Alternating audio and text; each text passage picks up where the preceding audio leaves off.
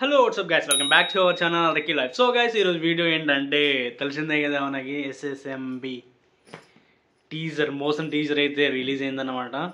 So ఈ టీజర్లో నాకైతే చాలా అంటే చాలా ఎలిమెంట్స్ కనిపించినాయి, చాలా స్టోరీ కంటెంట్స్ కనిపించినాయి అనమాట. సో ఎక్కడనో స్టార్ట్ అయ్యి ఎక్కడికో తీసుకెళ్తుంది, రామాయణంకి వెళ్తుంది, కాశీకి వెళ్తుంది, ఆంజనేయుని చూపిస్తుంది. సో ఇలాంటి ఆ టీజర్లో కనిపించిన ఎలిమెంట్స్ అన్నింటిని చూసిన తర్వాత సినిమా ఏ రేంజ్లో ఉంటుంది అనేది నాకైతే అర్థమైందన్నమాట.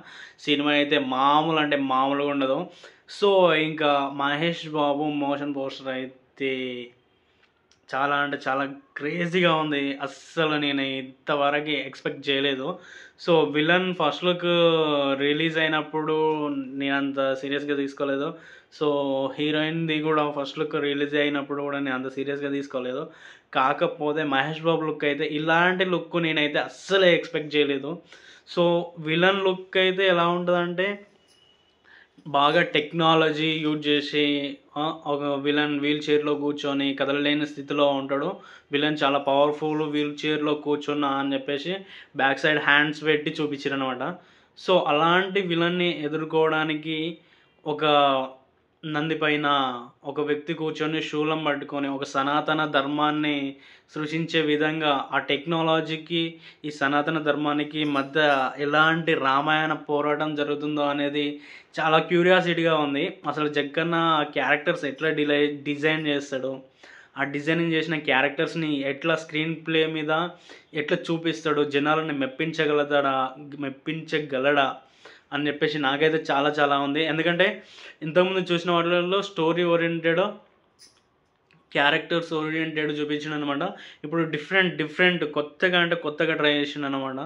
సో చాలా అంటే చాలా బాగా అనిపించింది. నాకైతే చాలా అంటే చాలా బాగా నచ్చింది. మహేష్ బాబుని నేను ఆ లుక్లో ఎప్పుడు ఇమాజినేషన్ చేసుకోలేదు. ఒక గుర్రం పైన ఇమాజినేషన్ మాత్రమే చేసుకున్నా, కానీ డైరెక్ట్ తీసుకొచ్చి నంది మీద కూర్చోబెట్టిండు అనమాట.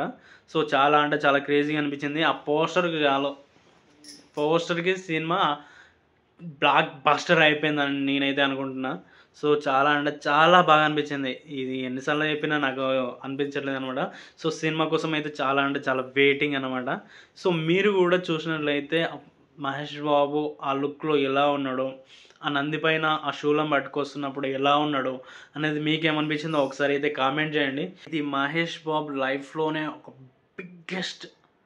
బిగ్గెస్ట్ బ్లాక్ బస్టర్గా ఉంటుంది అనమాట, బిగ్గెస్ట్ హిట్గా ఉంటుంది అనమాట.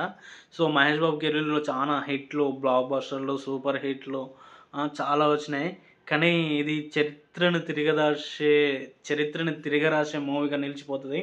ఇంకోటి ఏంటంటే ఇది చాలా వరకు సనాతన ధర్మానికి, రామాయణానికి, మహాభారతానికి, కురుక్షేత్రానికి కొంచెం దగ్గరలో ఉండే సీక్వెల్గా ఉండే పాయింట్స్ అయితే నాకు చాలా కనిపించినాయి.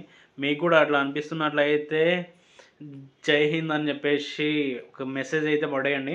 సో అంటే నెక్స్ట్ వీడియోతో నేను మీ ముందుకు వస్తాను. అప్పటివరకు బాయ్.